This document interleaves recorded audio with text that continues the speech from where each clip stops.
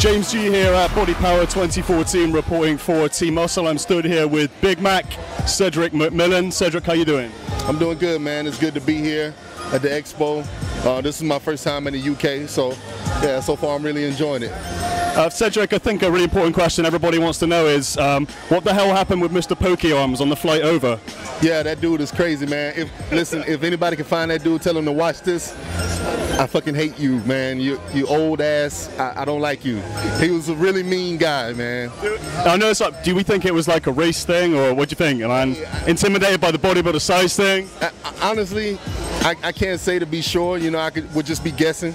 But I know that when I looked over later, the guy that they put in place of me, it was another German guy, and their arms was touching and rubbing, and he didn't have a problem with it, you know. So maybe it was because I was a bodybuilder or something. I don't know.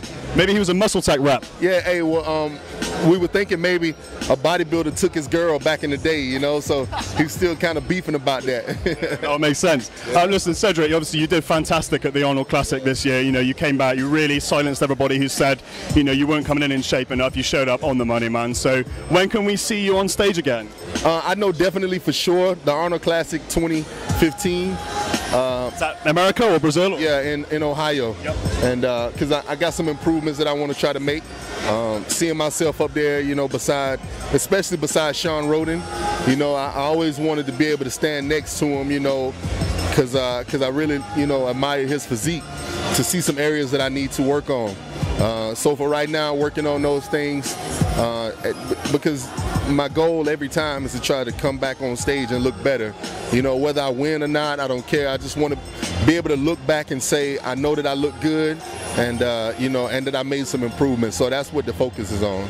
I mean, I know I watched one of your interviews once where you said you only ever wanted to be big enough, you know, and you wanted to keep your proportions and stuff. Is that still a goal for you? Do you feel you could be bigger? Or? Yeah, definitely. Well, another goal of mine is always to stay true to my original ideal, you know, and when I first got into this bodybuilding thing, you know, not even to compete, but when I first became interested in the sport and following the sport, you know, I admired certain physiques for certain reasons. And once I got into the sport, you know, my ideal was to create that same type of physique that I've always admired, you know.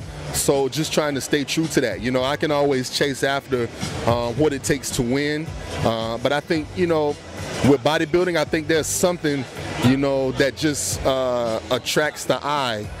Certain bodybuilders, you look at them and it just looks good, right?